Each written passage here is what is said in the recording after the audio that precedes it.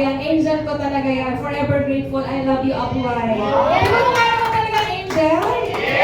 Ayan, grabe. Narinig niyo naman yung buhay niya kanina, grabe. I'm sure lahat tayo nangangarap magkaroon ng buhay na mayroon siya. Yes! Ako, hindi pa rin ako tumitigil kasi lagi ko sinasabi sa sarili ko, hindi ko titigil hanggat hindi ko naaabot yung kinikita ni Ma'am Nancy Bondo. Yes! Kaya naman tuloy na po ang haraw. So ginawa ko lang po ito part-time noong una. Sino po yung nagpa-part-time until now? Wala, full-time na kayo lahat. Pare, totoo ba ito sa Aris? Wala ang taas eh. Full-time na kayo lahat? Aray, mga mayayaman na pala ito eh. Hindi may isang nagtaas. Ayun si ate, part-time pa po. Nag-work po kayo. Oh, di may work nga. Naka-drugs ka po, te. Kayo po tayo part-time din. Kasi nag-tatrabaho pa po kayo until now. Nagtatrabaho, nagbebenta ng... Oo nga po, kaya nga part-time din. Hindi ko talaga magutom na kayo eh. Anong oras pa kayo huli kumain? Ako pa. Kaya di ko lutang-lutang na talaga. Oo. Ha? Umaga pa? Kasalanan ko, te. Paano sinusumbatan mo? Kaya umaga pa po kami huli kumain. Ay, di bibilisan ko na. Eto na, te. O, raffle na tayo. Parang kasalanan ko, nagutom na siya. Kaya Aris, ha?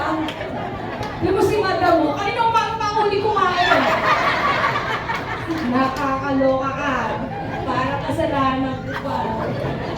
O, Sir John, ha? Alam mo na, edit. Ayan.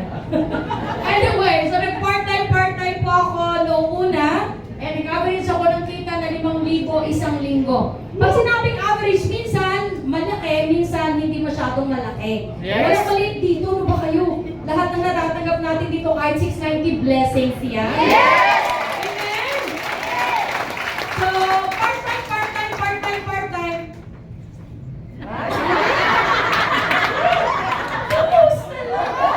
Para hindi mo puro nakanganga. Diba sa buhay, na ipopost ko mga pangit, diba? At least nakapost ngayon, diba? Maganda rin. Okay ka lang, te? Baka mautot po kayo sa hina-hina lang po ang tawag. Di ba? Ganda. Kasi ha? Sagwa, diba? Tapos magtatawanan nyo. Kulit nyo eh. Kaya so part-time, anim na buwan. So, unti-unti po, nalilinis ko yung utang ko. Hindi mo na kami nagluho-luho. Ako personally, hindi mo na ako nagluho-luho nung kumikita. Yung iba kasi makatikim lang ng konti, bili na ng magarang cellphone, bili agad ng bonggang laptop. Oo, kami po hindi muna. Oo, tiis-tiis muna ba? Nung araw kami ni Ma'am Nancy, wala pang mga laptop. Mano-mano po ang mga presentation namin, either clear book, or yung mga Manila paper, or whiteboard. Oo, kayo ngayon, susosyal nyo, may mga PowerPoint pa. Oo, may kanya-kanya ng laptop, di ba? May projector, ang susosyal. Ayan. Anyway, point ko lang, talagang ano kami noon, kumbaga, tiis-tiis talaga. As in talagang, ano yung kasabihan? Matutong mamaluktot hanggang ang buong, ano yun? Mapapaiksi ang humot. Ayan. Matutong mamaluktot hanggang maiksi ang humot. Tabang. Sensya na pe. Maliit talaga yung kumot. Hindi kinaya. Kasi maliit din naman ako. Kakainis. Anyway, so yun. So unti-unti, nalinis yung utang. Dapat kasi alam mo yung priority mo. Sir Aris, di ba? So priority ko noon, malinis ang utang. Alam mo kung bakit? Alam mo kung bakit? Masarap matulog. Hindi totoo. Masarap matulog kapag walang utang sa kapwa.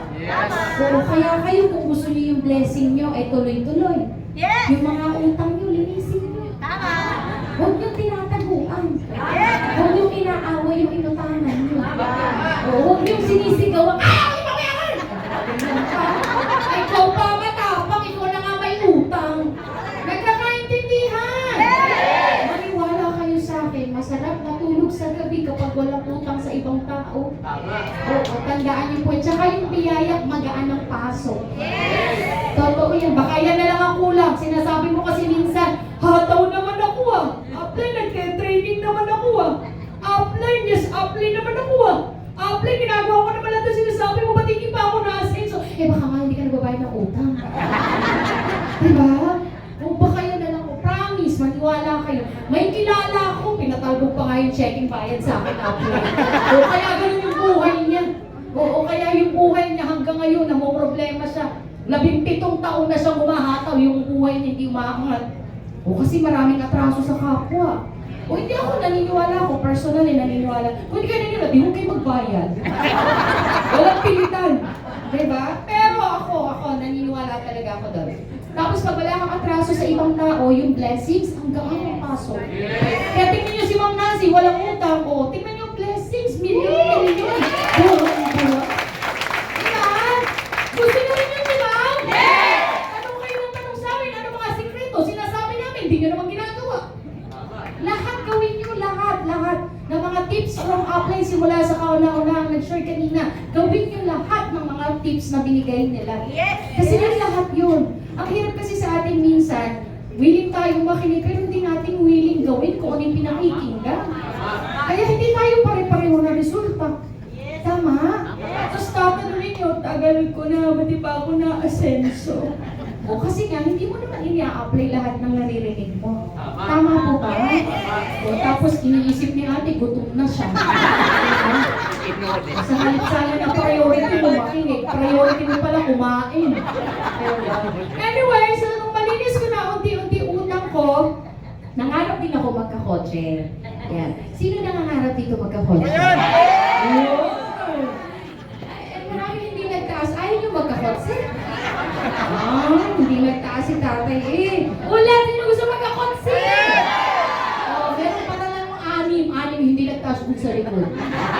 Ayaw talaga magkakotse. Anyway, baka iba yung gusto. So, ang maganda lang dito, ayan, sa sobrang ganda ng produkto natin, sa sobrang ganda ng sistema, hindi lang po isang kotse ang ibinigay. Nabilang niyo ba kung ilan yung kotse ni Ma'am Nancy kanina? Grabe, isang katuta. O, 7. Grabe na yan. O ako, eto din po, yung aking kauna-unahang Honda CR-V yan. Nung araw, pag nakikita ko yan, nung wala pa ako yan, pag nakikita ko yan, talagang pang kilig-kilig ako, sabi ko, magkakaroon ako yan. Yan talaga yung gustong-gusto kong kotse. Totoo po, yan talaga yung dream ko nung una. So sabi ko, kahit ito lang, masaya na ako. Eh kaya lang talagang sobrang ganda ng sistema natin eh. Talagang hindi lang po talaga isa. Hindi lang dalawa. O, diba? Actually, marami. Eto na po. Yung isa, ayan. Yung aking Mitsubishi Pajero. Andyan din po ang aking FJ Cruiser. Andyan din po ang aking Master Green Unlimited Edition. Andyan din po ang aking... Ayaw mo ba sa? Hello? Ayun. Ay, asa na? Ay, yun ba yun? Hindi may nilagpasan eh. Andyan yung pamalengke ko eh. Oo. O yun! Oo. Yung wala mong pasagan ng trip na. Gusto nyo rin ng pamalengke, di hatawin nyo yung baita. O tapos, syempre naluluma yung mga yan. Para makaamoy ng bago. O, pupulit ako ng isa. Ayan. Ba't ang bagal? Ayan, para makaamoy ng bago. Ayun. Bumili ako ng Ford Territory. Pwede na ba? Ilan na yun? Ha? 6. O, eto muna. Bago ko bumili ulit ng bago, eto naman. Yung nanay ko na 75 years old, sabi niya sa akin, Ine, bago ka ikaw mag-asawa, baka naman pwedeng regaluhan mo ako ng bahay kubo. Sabi ko, di sige po. Kaya umabot po ako 35 anyos, single pa. Nag-ipon po ako ng pambili ng property ng nanay ko. Ayan, so, yun nga, bago nga ako nag-asawa, tinupad ko naman yon. Dati kasi, sabi ng mga kapatid ko, pangako nila sa nanay ko, nanay, papayamanin ka namin. Eh kaso, nagsipag-asawa. So ako, tuwang-tuwa ako nung narinig ko yun nung araw eh. Sabi niya, nanay, papayamanin ka namin. naisip ko, kasama ako ng nanay ko, di yayaman din ako. O, yun yung thinking ko. Kaya lang, nung nag-asawa pala, hindi na ganun yung priority. Siyempre, dalawa na silang nagde-decide sa pera nila, tama? O, ayun, gumuho yung mundo namin ng nanay ko. Nasa na yung pangako ng mga kapatid ko na payayamanin ka, dapat damay ako dun. Diba? Wala, nagsipag-asawa, nagkapamilya, na iba yung priority. So, sabi ko na, wala tayong choice, tayong dalawa na lang sa buhay. Kaya naman, nung nakalala ko nga ang First Vita Plus, talagang pinagpursigihan ko rin naman. Actually, yung nanay ko po talaga yung priority ko nung araw. Sabi ko, hanggat hindi, hanggat hindi okay yung buhay naming dalawa, hindi talaga ako mag-aasawa. Totoo po yun. Sabi ko, kung mag-aasawa kasi ako kahit isang tuka na katulad ko, uulitin ko lang yung buhay namin sa magiging anak ko. At ayoko yun. Okay? Alam ko yung hirap ng buhay eh. Tapos idadamay ko pa yung magiging anak ko. Diba? Napakahirap maging mahirap. Tama ba? Yes! May mahirap ba dito? Yes! Ha? Meron pala. Akala ko ako lang yung mahirap. Oo, mahirap maging mahirap. Agree ba kayo doon? Yes! Yun lang. So, ang ginawa kong inspirasyon, ayan yung nanay ko. Kasi sabi ko yung nanay ko, 30 years nagpakahirap para sa amin eh. Maaga po kasi siyang nabiyuda. Maaga namatay ang tatay ko, 2 taon pa lang ako patay na tatay ko. Walang alam na trabaho, hindi nakatapos sa pag-aaral. So, ang tanging alam, nanilbihan sa ibang tao. Nanggapasa, namitasan ng sitaw, kapag walang palay, walang gulay, naglilinis ng bahay ng may bahay yung nanay ko. Laborer, upahan. Pero hindi ko yun ikinahihiya. Even ang nanay ko, proud siya sa ginagawa niya. Kasi ang nanay ko, sobrang sipag. Tsaka pag tinawag nyo yun, napakagaling magtrabaho. Halimbawa, pinaglinis mo ng bahay, siya yung the best tagalinis in town. Ganon. Kung manggagapas ang nanay ko, the best manggagapas in town. Ganon. So yung feeling ko, sa kanya ko naman na itong mga ibang kakatangian ko totoo, hindi kasi kami yung uupo-upo lang sa bahay. Ang nanay ko, kahit ngayon 75 years old, hindi nyo makikita uupo-upo yan sa bahay. Kasi talagang galaw ng galaw. Ayaw niya ng yung manonood lang ng TV, yung makikipagchismisan sa kapitbahay, hindi po. So nakamulatan ko, ganun din na talagang hataw, hindi man sa ganitong negosyo, sa ibang bagay, talagang kami pinalaki ng galaw.